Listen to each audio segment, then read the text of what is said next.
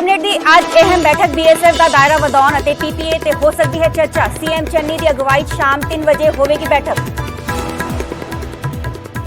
Cabinet बैठक तो पहला सीएम चन्नी का दावा कि आज पंजाब का एक होर बड़ा मसला करांगे हल। बड़ा सवाल कि पंजाब के लोगों को आज मिलेगा तोहफा। नवजोत सिंह सिद्धू की पंजाब सरकार नूं दो टुक कहा, जा कंप्रोमाइज अफसर चुन लवो जा पंजाब सरकार का प्रधान। बड़ा सवाल की कांग्रेस छड्डणगे सिद्धू। कांग्रेस आगू रमन बैल आज आम आदमी पार्टी च होणगे शामिल। गुरदासपुर च राघव चड्ढा पार्टी च आउण ते बैल दा करनगे वेलकम। कल ही बैल ने एसएस बोर्ड के चेयरमैन वजों दिता सी इस्तीफा। पंजाब के चोण पिंड गुरनाम चड़ूनी की एंट्री, अपने पहले उम्मीदवार का किया ऐलान। फतेहगढ़ साहिब तो सरबजीत मक्खण ते खेडिया दा। बेअदबी केस राम रहीम तो सुनारिया जेल करीब 9 घंटे हुई पुछगिछ। न्यूज़ 18 को जानकारी सिट ने पूछे 114 सवाल। लिखती तौर पर लए जवाब दस्तखत भी करवाए। 12 तारीख को हाईकोर्ट रिपोर्ट देवेगी सिट। नवांशहर के सीआईए स्टाफ धमाके पीछे वड्डी साजिश का खदशा। पुलिस ने अणपछाते खिलाफ दर्ज किया केस। मौके ते छर्रे भी हुए बरामद।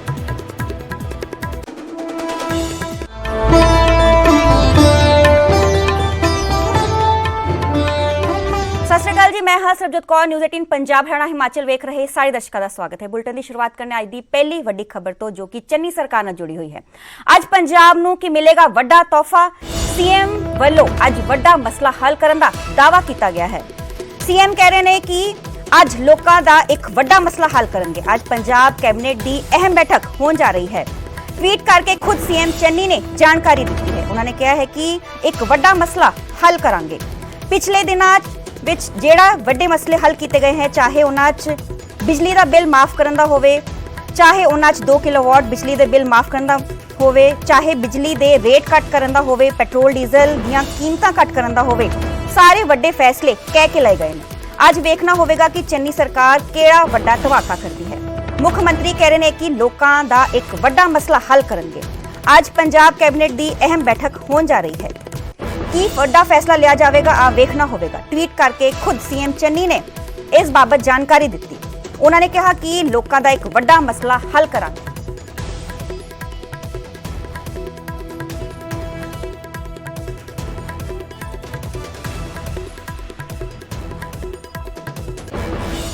नवजोत सिंह सिद्धू एक बार मुड़ तो चन्नी सरकार ते ताबड़तोड़ सियासी हमला किया ता 2 सवाल उन्हां ते तो पूछे गए ता ओ हथ खड़े करते हुए नजर आए।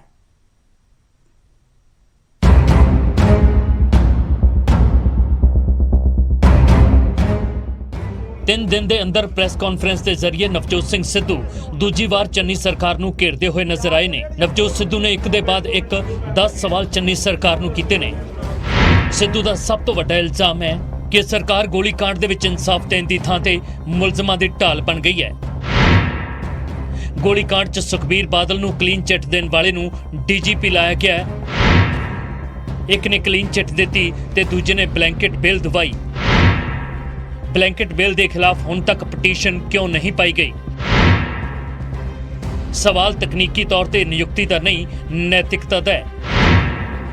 6 महीने बाद भी SIT की रिपोर्ट कित्थे है? इंसाफ दिवाउण दे विच सियासी इच्छा शक्ति की कमी है।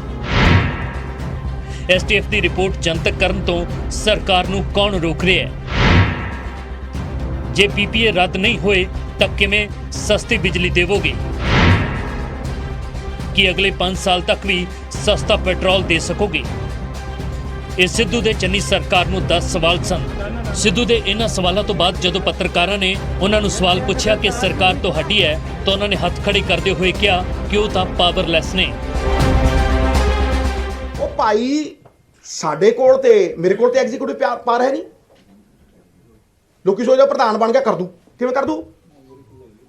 समझो मेरी गल, एडमिनिस्ट्रेटिव पावर चाहिए है। इस गल नूं समझो। पंजाब दे लोग जे नहीं समझदे तुसीं समझाओ। मेरी गल नूं सुन, जिन्नी पावर मेरे कोल है उधरों वध लाउणा कि नहीं? गल नूं समझ ले। इस करके इस गल दी बहस नहीं।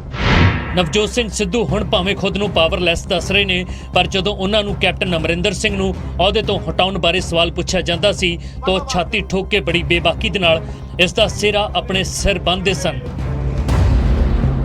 पहले दिन तो मैं लड़दा रहा ਕਿ ਖਜ਼ਾਨੇ ਦੀ ਚੋਰੀ ਰੇਤੇ 'ਚੋਂ ਹੁੰਦੀ ਹੈ। ਜਦੋਂ ਉਦੋਂ ਦੇ ਮੁੱਖ ਮੰਤਰੀ ਨੂੰ ਅੱਜ ਤੋਂ 3 ਸਾਲ ਪਹਿਲਾਂ ਕਿਹਾ ਸੀਗਾ 1000 ਰੁਪਏ ਟਰਾਲੀ ਕਰ, ਕਿਹਾ ਸੀ ਕਿ ਨਹੀਂ ਕਿਹਾ ਸੀ? ਕੌਣ ਭੁੱਲਿਆ ਦੱਸੋ? ਤੁਸੀਂ ਭੁੱਲ ਗਏ? ਕੀਤੀ ਉਹਨੇ ਤੇ ਕਿੱਥੇ ਹੈ? ਪਾਵਰਲੈਸ ਸਿੱਧੂ ਹੁਣ ਇਹ ਦਾਅਵਾ ਕਰ ਰਹੇ ਨੇ ਕਿ ਚਰਨਜੀਤ ਸਿੰਘ ਚੰਨੀ ਨੂੰ ਮੁੱਖ ਮੰਤਰੀ ਬਣਾਉਣ ਦੇ ਵਿੱਚ ਉਹਨਾਂ ਦੀ ਕੋਈ ਭੂਮਿਕਾ ਨਹੀਂ ਹੈ ਅਤੇ ਚੰਨੀ ਹਾਈ ਕਮਾਨ ਦੀ ਪਸੰਦ ਸਨ। ਪਰ ਜਦੋਂ ਕੈਪਟਨ ਅਮਰਿੰਦਰ ਸਿੰਘ ਨੇ ਸੀਐਮ ਦੀ ਕੁਰਸੀ ਛੱਡੀ ਸੀ ਤਾਂ ਚਰਚਾਵਾਂ ਹੋਈਆਂ ਸਨ ਕਿ ਜਾਖੜ ਤੇ ਰੰਧਾਵਾ ਦੇ ਸੀਐਮ ਵਜੋਂ ਨਾਂ ਸਾਹਮਣੇ ਆਉਣ ਤੇ ਸਿੱਧੂ ਨਾਰਾਜ਼ ਹੋ ਗਏ ਸਨ, ਪਰ ਚੰਨੀ ਦੇ ਨਾਮ ਤੇ ਉਹਨਾਂ ਨੇ हामी ਭਰ ਦਿੱਤੀ ਸੀ। नए मुख्यमंत्री बन गए हैं, उनको लाने में भी सबसे बड़ा हाथ आप ही का रहा। नहीं नहीं नहीं नहीं नहीं नहीं, नहीं उनको लाने के लिए हाईकमांड का हाथ है। गलत बात मत बोल बुरू, आई करेक्ट यू। बिल्कुल गलत गल ना कर, मैं कोई हो नहीं, बिल्कुल गलत गल ना कर। मैं आई विल ਸਾਫ਼ ਹੈ ਕਿ ਨਵਜੋਤ ਸਿੰਘ ਸਿੱਧੂ ਭਾਵੇਂ ਚੰਨੀ ਸਰਕਾਰ ਤੇ ਸਵਾਲ ਕਰ ਰਹੇ ਨੇ, ਪਰ ਜਦੋਂ ਉਹਨਾਂ ਨੂੰ ਸਵਾਲ ਪੁੱਛੇ ਜਾਂਦੇ ਨੇ ਤਾਂ ਉਹ ਬੜੀ ਸੇਫ ਗੇਮ ਖੇਡਦੇ ਨਜ਼ਰ ਆਉਂਦੇ ਨੇ। ਚੰਡੀਗੜ੍ਹ ਤੋਂ ਰੋਹਿਤ ਬੰਸਲ, ਨਿਊਜ਼ 18।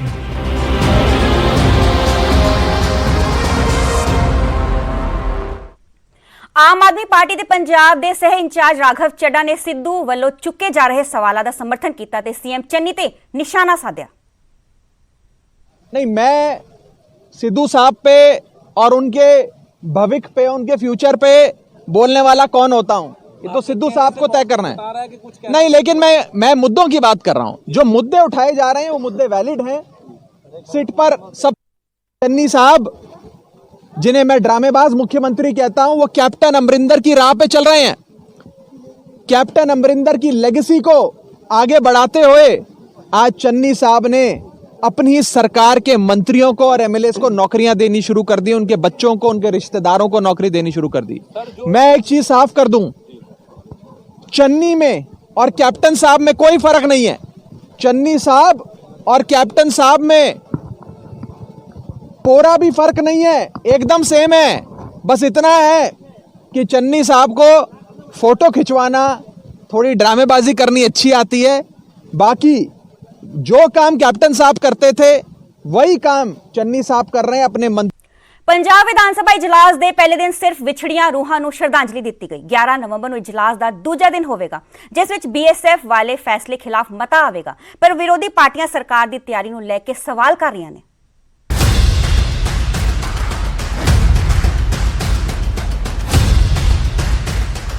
ਚੰਨੀ ਸਰਕਾਰ ਨੇ ਆਲ ਪਾਰਟੀ ਮੀਟਿੰਗ ਤੋਂ ਬਾਅਦ ਫੈਸਲਾ ਕੀਤਾ ਸੀ ਕਿ 8 ਨਵੰਬਰ ਨੂੰ ਪੰਜਾਬ ਵਿਧਾਨ ਸਭਾ ਦਾ ਇਜਲਾਸ ਸੱਦ ਕੇ ਬੀਐਸਐਫ ਦੀ ਹੱਦ ਅਤੇ ਖੇਤੀ ਕਾਨੂੰਨਾਂ ਨੂੰ ਰੱਦ ਕਰਨ ਤੇ ਵੱਡਾ ਫੈਸਲਾ ਲਿਆ ਜਾਵੇਗਾ।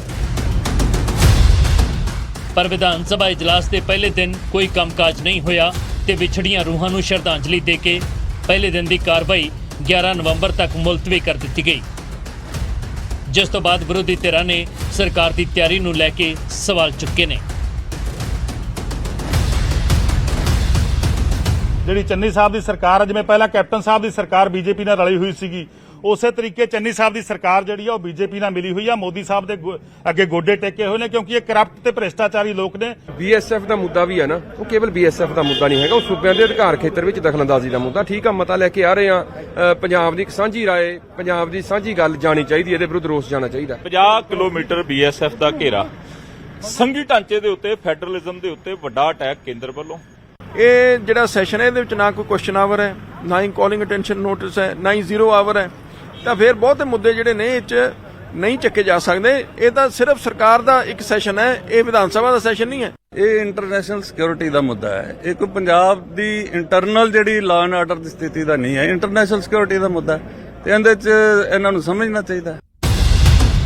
ਵਿਰੋਧੀ ਧਿਰਾਂ ਦੇ ਸਵਾਲਾਂ ਦਾ ਜਵਾਬ ਦੇਣ ਦੇ ਲਈ ਕੈਬਨਿਟ ਮੰਤਰੀ ਰਾਜਕੁਮਾਰ ਵੇਰਕਾ ਸਾਹਮਣੇ ਆਏ। ਉਹਨਾਂ ਨੇ ਕਿਹਾ ਕਿ ਵੱਡੇ ਫੈਸਲੇ ਕਰਨ ਦੇ ਵਿੱਚ ਦੇਰੀ ਹੋ ਜਾਂਦੀ ਹੈ, ਵਿਰੋਧੀਆਂ ਨੂੰ ਹੌਸਲਾ ਰੱਖਣਾ ਚਾਹੀਦਾ ਹੈ। ਕਿ ਕੁਝ ਇਸ਼ੂ ਸੀਗੇ ਜਿਨ੍ਹਾਂ ਨੂੰ ਅੱਜ ਬੈਠ ਕੇ ਕਾਫੀ ਹੱਦ ਤੱਕ ਲਿਆ ਗਿਆ ਹੈ, ਔਰ ਬਾਕੀ ਦੀਆਂ ਜਿਹੜੀਆਂ ਵੀ ਕੁਝ ਸਮੱਸਿਆਵਾਂ ਹੈਗੀਆਂ ਉਹਨੂੰ ਜਲਦੀ ਹੱਲ ਕਰ ਲਿਆ ਜਾਏ।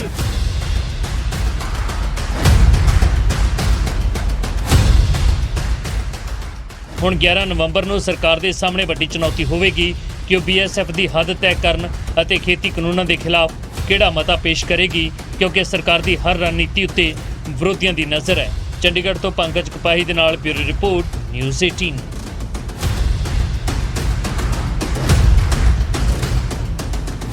ਵਿਰੋਧੀ ਧਿਰ ਦੇ ਆਗੂ ਹਰਪਾਲ ਚੀਮਾ ਨੇ ਦਾਅਵਾ ਕੀਤਾ ਸੀ ਕਿ ਆਮ ਆਦਮੀ ਪਾਰਟੀ ਦੀ ਸਰਕਾਰ ਬਣਨ ਤੋਂ ਬਾਅਦ ਪੈਟਰੋਲ ਅਤੇ ਡੀਜ਼ਲ ਤੇ ਵੈਟ ਖਤਮ ਕਰ ਦਿੱਤਾ ਜਾਵੇਗਾ। ਪਰ ਹੁਣ ਸੂਬੇ ਦੀਆਂ ਦੂਜੀਆਂ ਸਿਆਸੀ ਪਾਰਟੀਆਂ ਹਰਪਾਲ ਚੀਮਾ ਦੇ ਇਸ ਫੈਸਲੇ ਨੂੰ ਲੈ ਕੇ ਕੇਜਰੀਵਾਲ ਤੇ ਵੀ ਸਵਾਲ ਖੜੇ ਕਰ ਰਹੀਆਂ ਨੇ। ਬਿਲਕੁਲ, ਜਦੋਂ ਆਮ ਆਦਮੀ ਪਾਰਟੀ ਸਰਕਾਰ ਬਣੂਗੀ ਵੈਟ ਮਾਫ ਕਰਾਂਗੇ।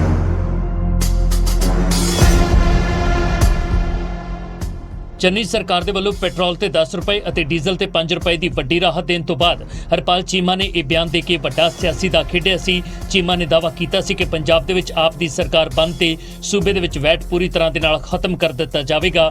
ਪਰ ਚੀਮਾ ਦੇ ਇਸ ਬਿਆਨ ਤੇ ਅਕਾਲੀ ਦਲ, ਕਾਂਗਰਸ ਦੇ ਨਾਲ ਪਰਮਿੰਦਰ ਸਿੰਘ ਢੀਂਡਸਾ ਤੇ ਸਿਮਰਨਜੀਤ ਸਿੰਘ ਬੈਂਸ ਨੇ ਉਹਨਾਂ ਨੂੰ ਨਸੀਹਤ ਦਿੱਤੀ ਹੈ ਕਿ ਪਹਿਲਾਂ ਇਹ ਮਾਡਲ ਦਿੱਲੀ ਦੇ ਵਿੱਚ ਲਾਗੂ ਕਰਕੇ ਦਿਖਾਉਣ।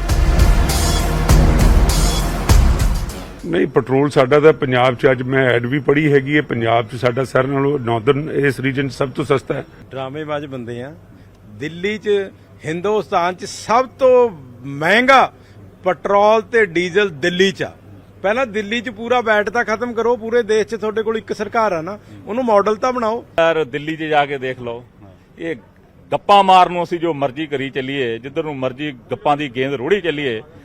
ਹੁਣ ਇਹਨਾਂ ਦੇ ਕਹਿਣ ਨੂੰ ਹੈ ਕੁਛ ਨਹੀਂ। ਮੈਨੂੰ ਇਹ ਗੱਲ ਕਹਿਣ ਲੱਗਿਆ ਥੋੜਾ ਜਿਹਾ ਲੱਗਦਾ ਵੀ ਇਹ ਬਹੁਤ ਵੱਡੀਆਂ ਜਿਹੜੀਆਂ ਗੱਲਾਂ ਕਰਦੇ ਸੀਗੇ ਉਹ ਇਹ ਸਰਕਾਰ ਨੇ, ਚੰਨੀ ਜੀ ਨੇ ਪੂਰੀਆਂ ਕਰ ਦਿੱਤੀਆਂ। ਦੇਖੋ, ਪਹਿਲਾਂ ਤਾਂ ਉਹ ਦਿੱਲੀ 'ਚ ਘਟਾਉਣ, ਹਜੇ ਤਾਂ ਪੰਜਾਬ ਦੀ ਤਾਂ ਗੱਲ ਬਾਅਦ 'ਚ ਹੋਏਗੀ। ਵਿਰੋਧੀਆਂ ਦੇ ਸਵਾਲ ਤੇ ਆਮ ਆਦਮੀ ਪਾਰਟੀ ਦੇ ਵਿਧਾਇਕ ਕੁਲਤਾਰ ਸੰਧਵਾ ਨੇ ਕਿਹਾ ਕਿ ਦਿੱਲੀ ਦੇ ਵਿੱਚ ਕੇਜਰੀਵਾਲ ਫੈਸਲਾ ਕਰਨਗੇ, ਜਦਕਿ ਪੰਜਾਬ ਦੇ ਵਿੱਚ ਉਹ ਆਪਣਾ ਵਾਅਦਾ ਪੂਰਾ ਕਰਨਗੇ। ਕਰਾਂਗੇ ਅਸੀਂ ਲੁੱਟ ਖਤਮ ਕਰਨੀ ਹੈ। ਉਹ ਕਹਿੰਦੇ ਫਿਰ ਦਿੱਲੀ 'ਚ ਕਿਉਂ ਨਹੀਂ ਕਰਦੇ? ਦਿੱਲੀ 'ਚ ਤੁਹਾਡੀ ਸਰਕਾਰ ਹੈ, ਦਿੱਲੀ 'ਚ ਕਰ ਦਿੰਦੇ। ਉਹ ਅਸੀਂ ਆਪ ਪੰਜਾਬ ਦੇ ਜ਼ਿੰਮੇਵਾਰ ਆ, ਦਿੱਲੀ ਵਾਲੇ ਉਹ ਜ਼ਿੰਮੇਵਾਰ ਆ। ਵਿਰੋਧੀ ਧਿਰ ਦੇ ਆਗੂ ਹਰਪਾਲ ਚੀਮਾ ਨੇ ਸੱਤਾ ਵਿੱਚ ਆਉਣ ਤੋਂ ਬਾਅਦ ਪੈਟਰੋਲ ਅਤੇ ਡੀਜ਼ਲ ਤੇ ਵੈਟ ਖਤਮ ਕਰਨ ਦਾ ਦਾਅਵਾ ਕਰਕੇ ਭਾਵੇਂ ਵੱਡਾ ਸਿਆਸੀ ਦਾ ਖੇਡਣ ਦੀ ਕੋਸ਼ਿਸ਼ ਕੀਤੀ ਹੈ, ਪਰ ਉਹ ਸ਼ਾਇਦ ਇਹ ਭੁੱਲ ਗਏ ਕਿ GST ਲਾਗੂ ਹੋਣ ਤੋਂ ਬਾਅਦ ਸੂਬਾ ਸਰਕਾਰਾਂ ਦੇ ਕੋਲ ਪੈਟਰੋਲ, ਡੀਜ਼ਲ ਅਤੇ ਸ਼ਰਾਬ ਹੀ ਆਮਦਨ ਦਾ ਵੱਡਾ ਜ਼ਰੀਆ ਨੇ। ਪੰਜਾਬ ਵਰਗੇ ਸੂਬੇ ਜਿੱਥੇ ਪਹਿਲਾਂ ਹੀ ਮਾਲੀ ਹਾਲਤ ਖਰਾਬ ਹੈ, ਉੱਥੇ ਹਰਪਾਲ ਚੀਮਾ ਕਿਸ ਫਾਰਮੂਲੇ ਦੇ ਤਹਿਤ ਜਨਤਾ ਦੇ ਨਾਲ ਕੀਤੇ ਹੋਰ ਵਾਅਦਿਆਂ ਨੂੰ ਪੂਰਾ ਕਰਨਗੇ। ਚੰਡੀਗੜ੍ਹ ਤੋਂ ਪੰਕਜ ਕਪਾਹੀ ਦੇ ਨਾਲ ਬਿਊਰੋ ਰਿਪੋਰਟ ਨਿਊਜ਼ 18। ਹੁਣ ਗੱਲ ਕਰਦੇ ਗੁਰਨਾਮ ਚੜੂਨੀ ਦੀ। ਚੜੂਨੀ ਦੀ ਪੰਜਾਬ ਚੋਣਾਂ 'ਚ ਐਂਟਰੀ ਹੋ ਚੁੱਕੀ ਹੈ। ਗੁਰਨਾਮ ਚੜੂਨੀ ਨੇ ਪਹਿਲੇ ਉਮੀਦਵਾਰ ਦਾ ਐਲਾਨ ਕਰ ਦਿੱਤਾ ਹੈ। ਫਤਿਹਗੜ੍ਹ ਸਾਹਿਬ ਤੋਂ ਸਰਬਜੀਤ ਮੱਖਣ ਨੂੰ ਉਮੀਦਵਾਰ ਐਲਾਨਿਆ ਹੈ। ਤੁਹਾਨੂੰ ਦੱਸ ਦਈਏ ਕਿ ਗੁਰਨਾਮ ਚੜੂਨੀ ਦੀ ਪੰਜਾਬ ਚੋਣਾਂ 'ਚ ਐਂਟਰੀ ਹੋ ਚੁੱਕੀ ਹੈ। ਗੁਰਨਾਮ ਚੜੂਨੀ ਨੇ ਪਹਿਲੇ ਉਮੀਦਵਾਰ ਦਾ ਐਲਾਨ ਕਰ ਦਿੱਤਾ ਹੈ। ਫਤਿਹਗੜ੍ਹ ਸਾਹਿਬ ਤੋਂ ਸਰਬਜੀਤ ਮੱਖਣ ਨੂੰ ਉਮੀਦਵਾਰ ਐਲਾਨਿਆ ਗਿਆ ਹੈ। ਅਸੀਂ ਸਰਹੰਦ ਦੇ ਵਿੱਚ ਆ ਕਿਸਾਨਾਂ ਦੀ ਮੀਟਿੰਗ ਕੀਤੀ ਹੈ ਇੱਥੇ, ਤੇ ਮਿਸ਼ਨ ਪੰਜਾਬ ਨੂੰ ਹੋਰ ਅੱਗੇ ਵਧਾਉਣ ਵਾਸਤੇ ਅੱਜ ਇਲਾਕੇ ਦੇ ਜਿਹੜੇ ਕਿਸਾਨ ਨੇ ਉਹਨਾਂ ਨੂੰ ਇਕੱਠੇ ਕੀਤਾ ਹੈ। ਤੇ ਇਸ ਇਲਾਕੇ ਦੇ ਵਿੱਚ ਸਰਬਜੀਤ ਜੀ ਮੱਖਣ ਨੇ, ਇਹਨਾਂ ਨੂੰ ਅਸੀਂ ਅੱਗੇ ਲਾਇਆ ਹੈ ਤੇ ਬੇਨਤੀ ਕੀਤੀ ਹੈ ਵੀ ਮਿਸ਼ਨ 2022 ਜਿਹੜਾ ਮਿਸ਼ਨ ਪੰਜਾਬ ਜਿਹੜਾ ਹੈ ਉਸ ਤੋਂ ਉਹਦਾ ਮਤਲਬ ਹੈ ਕਿ ਵੀ ਪੰਜਾਬ ਦੇ ਵਿੱਚ ਕਿਸਾਨਾਂ ਦਾ, ਮਜ਼ਦੂਰਾਂ ਦਾ, ਆਮ ਜਨਮਾਨਸ ਦਾ ਰਾਜ ਲਿਆਓ। ਬੇਅਦਬੀ ਮਾਮਲੇ 'ਚ ਰਾਮ ਰਹੀਮ ਨੂੰ ਲੈ ਕੇ ਟੀਮ ਕੋਲ ਆਈ ਹੈ। ਐਕਸਕਲੂਸਿਵ ਜਾਣਕਾਰੀ ਮਿਲੀ ਹੈ ਤੇ ਬਿਆਨ ਲਿਖਤੀ ਰੂਪ 23 ਪੰਨਿਆਂ ਤੇ ਦਰਜ ਕੀਤੇ ਗਏ ਨੇ ਰਾਮ ਰਹੀਮ ਦੇ ਜਵਾਬ। ਰਾਮ ਰਹੀਮ ਦੇ ਬਿਆਨਾਂ ਉੱਪਰ ਦਸਤਖਤ ਵੀ ਕਰਵਾਏ ਗਏ ਨੇ। ਸਿੱਟ ਨੇ ਰਾਮ ਰਹੀਮ ਤੋਂ ਕਰੀਬ 9 ਘੰਟੇ ਪੁੱਛਗਿੱਛ ਕੀਤੀ ਸੀ। ਤੁਹਾਨੂੰ ਦੱਸ ਦਈਏ ਕਿ IG ਪਰਮਾਰ ਦੀ ਅਗਵਾਈ 'ਚ 4 ਮੈਂਬਰੀ ਟੀਮ ਨੇ ਕੱਲ ਰਾਮ ਰਹੀਮ ਤੋਂ ਪੁੱਛਗਿੱਛ ਕੀਤੀ ਸੀ। ਰਾਮ ਰਹੀਮ ਰੋਹਤਕ ਦੀ ਸੁਨਾਰੀਆ ਜੇਲ੍ਹ 'ਚ ਬੰਦ ਹੈ। 9 ਘੰਟੇ ਪੁੱਛਗਿੱਛ ਕੀਤੀ ਗਈ ਸੀ।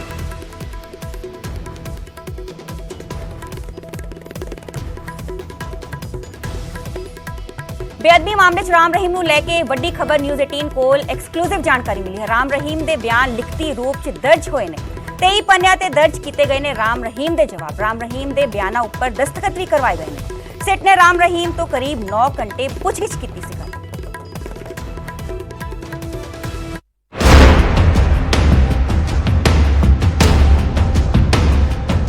ਬਰਗਾੜੀ ਬੇਅਦਬੀ ਮਾਮਲੇ ਦੇ ਵਿੱਚ SIT ਨੇ ਰਾਮ ਰਹੀਮ ਤੇ ਪੂਰਾ ਸ਼ਿਕੰਜਾ ਕੱਸ ਲਿਆ। ਰੋਹਤਕ ਦੀ ਸੁਨਾਰੀਆ ਜੇਲ੍ਹ ਦੇ ਵਿੱਚ ਬੰਦ ਰਾਮ ਰਹੀਮ ਤੋਂ ਐਸਆਈਟੀ ਨੇ ਪੁੱਛਗਿੱਛ ਕੀਤੀ ਹੈ। ਰਾਮ ਰਹੀਮ ਤੋਂ ਬੇਅਦਬੀ ਮਾਮਲੇ ਨੂੰ ਲੈ ਕੇ 9 ਘੰਟੇ ਦੇ ਦੌਰਾਨ ਕਈ ਸਵਾਲ ਪੁੱਛੇ ਗਏ, ਜਿਨ੍ਹਾਂ ਦੇ ਰਾਮ ਰਹੀਮ ਨੇ ਜਵਾਬ ਵੀ ਦਿੱਤੇ। ਪਰ ਨਿਊਜ਼ 18 ਦੇ ਭਰੋਸੇਯੋਗ ਸੂਤਰਾਂ ਤੋਂ ਮਿਲੀ ਜਾਣਕਾਰੀ ਦੇ ਮੁਤਾਬਕ ਐਸਆਈਟੀ 40 ਦੇ ਕਰੀਬ ਸਵਾਲ ਤਿਆਰ ਕਰਕੇ ਲੈ ਕੇ ਗਈ ਸੀ, ਪਰ ਜਦੋਂ ਰਾਮ ਰਹੀਮ ਨੂੰ ਸਵਾਲ ਕੀਤੇ ਗਏ ਤਾਂ ਜਵਾਬ ਦੇ ਵਿੱਚੋਂ ਹੋਰ ਸਵਾਲ ਨਿਕਲੇ। ਇਸ ਤਰ੍ਹਾਂ ਕੁੱਲ 114 ਸਵਾਲ ਰਾਮ ਰਹੀਮ ਨੂੰ ਪੁੱਛੇ ਗਏ। ਰਾਮ ਰਹੀਮ ਨੇ ਬਹੁਤੇ ਸਵਾਲਾਂ ਦੇ ਜਵਾਬ ਗੋਲਮੋਲ ਤਰੀਕੇ ਦੇ ਨਾਲ ਦਿੱਤੇ। ਬੇਅਦਬੀ ਕੇਸ ਦੇ ਵਿੱਚ ਰਾਮ ਰਹੀਮ ਨੇ ਖੁਦ ਨੂੰ ਬੇਕਸੂਰ ਦੱਸਿਆ। ਐਸਆਈਟੀ ਨੇ ਹਾਲੇ ਤੱਕ ਬੇਅਦਬੀ ਮਾਮਲੇ ਵਿੱਚ ਰਾਮ ਰਹੀਮ ਦੀ ਗ੍ਰਿਫਤਾਰੀ ਨਹੀਂ ਪਾਈ, ਪਰ ਖਬਰ ਹੈ ਕਿ ਰਾਮ ਰਹੀਮ ਤੋਂ ਐਸਆਈਟੀ ਫਿਰ ਤੋਂ ਪੁੱਛਗਿੱਛ ਕਰ ਸਕਦੀ ਹੈ। ਰਾਮ ਰਹੀਮ ਤੋਂ ਪੁੱਛ ਪੜਤਾਲ ਕਰਨ ਤੋਂ ਬਾਅਦ ਜੇਲ੍ਹ ਤੋਂ ਬਾਹਰ ਆਏ ਐਸਆਈਟੀ ਟੀਮ ਦੇ ਮੁਖੀ ਐਸਪੀਐਸ ਪਰਮਾਰ ਨੇ ਦੱਸਿਆ ਕਿ ਰਾਮ ਰਹੀਮ ਤੋਂ ਕੀਤੀ ਗਈ ਪੁੱਛਗਿੱਛ ਦੀ ਰਿਪੋਰਟ 12 ਅਕਤੂਬਰ ਨੂੰ ਹਾਈ ਕੋਰਟ ਦੇ ਵਿੱਚ ਸੌਂਪੀ ਜਾਵੇਗੀ। ਇਸ ਦੀ ਰਿਪੋਰਟ ਹੈ ਜਿਹੜੀ ਤੁਸੀਂ ਫਰੀਦਕੋਟ ਕੋਰਟ ਦੇ ਵਿੱਚ ਜਿਹੜੀ ਜਮ੍ਹਾਂ ਕਰਾਉਣੀ ਹੈ 12 ਤਰੀਕ ਨੂੰ। ਨਹੀਂ, ਅਸੀਂ ਕਰਾਉਣੀ ਹੈ ਹਾਈ ਕੋਰਟ ਦੇ ਵਿੱਚ, ਕਿਉਂਕਿ ਜਿਹੜੀ ਫਰੀਦਕੋਟ ਦੀ ਕੋਰਟ ਹੈ ਉੱਥੇ ਅਸੀਂ ਚਲਾਨ ਪੁੱਟ ਅਪ ਕਰਨਾ ਹੁੰਦਾ, ਨਾ ਕਿ ਜਿਹੜਾ ਹਾਈ ਕੋਰਟ ਦੇ ਆਰਡਰ ਉਹ ਜਾ ਕੇ ਉੱਥੇ ਦੇਣੇ ਹੁੰਦੇ ਨੇ। ਤੇ 12 ਤਰੀਕ ਨੂੰ ਦੇਖੋ how the court takes it. ਦਰਅਸਲ ਰਾਮ ਰਹੀਮ ਨੂੰ ਬੇਅਦਬੀ ਮਾਮਲੇ ਦੇ ਵਿੱਚ ਦਰਜ ਕੀਤੀ ਗਈ ਐਫਆਈਆਰ ਨੰਬਰ 63 ਦੇ ਵਿੱਚ ਨਾਮਜ਼ਦ ਕੀਤਾ ਗਿਆ ਹੈ। ਪਾਵਨ ਸਰੂਪ ਚੋਰੀ ਕਰਨ ਦੇ ਕੇਸ ਵਿੱਚ ਰਾਮ ਰਹੀਮ ਤੇ ਕੇਸ ਦਰਜ ਹੈ। ਪੰਜਾਬ ਪੁਲਿਸ ਬੇਅਦਬੀ ਮਾਮਲੇ ਦੇ ਵਿੱਚ ਹੁਣ ਤੱਕ 6 ਡੇਰਾ ਪ੍ਰੇਮੀਆਂ ਨੂੰ ਫੜ ਚੁੱਕੀ ਹੈ, ਪਰ ਮੁੱਖ ਮੁਲਜ਼ਮ ਹਾਲੇ ਵੀ ਗ੍ਰਿਫਤ ਤੋਂ ਬਾਹਰ ਨੇ। ਦੇਖਣਾ ਇਹ ਹੋਵੇਗਾ ਕਿ ਐਸਆਈਟੀ ਦੀ ਟੀਮ ਇਸ ਸੰਵੇਦਨਸ਼ੀਲ ਮਾਮਲੇ ਦੇ ਵਿੱਚ ਕਿੰਨੀ ਛੇਤੀ ਇਨਸਾਫ ਦਿਵਾ ਪਾਉਂਦੀ ਹੈ। ਰੋਹਤਕ ਤੋਂ ਨਪਿੰਦਰ ਬਰਾੜ, ਨਿਊਜ਼ 18। ਵੇਲਾ ਹੋ ਗਿਆ ਛੋਟੇ ਜਿਹੇ ਬ੍ਰੇਕ ਦਾ। ਬ੍ਰੇਕ ਤੋਂ ਬਾਅਦ ਫਿਰ ਮਿਲਣਾ ਹੈ।